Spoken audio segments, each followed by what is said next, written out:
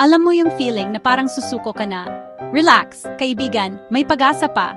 Sa bawat pagsubok, may aral. Sabi nga nila, walang permanenteng problema, lahat yan lilipas din. Kaya kung mabigat ang pinagdadaanan mo ngayon, tandaan mo, habang may buhay, may pag-asa. Minsan, parang unfair ang mundo.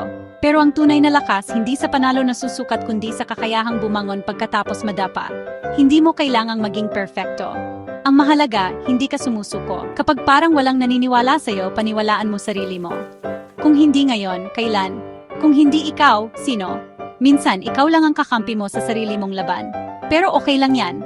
Lahat tayo dumadaan dyan. At kung napapapagod ka na, tandaan mo pahinga, hindi pagsuko. Give yourself time. Walang mali dyan. Hindi masama ang umiyak, hindi nakakahiya ang madapa, at hindi hadlang ang pagkakamali para magsimulang muli.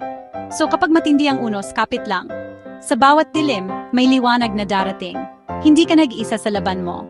At higit sa lahat, walang susuko. Laban lang, kaibigan. Bawat araw panibagong simula. Kaya tara, bangon, nangiti at harapin ang hamon ng buhay. Panalo ka dito.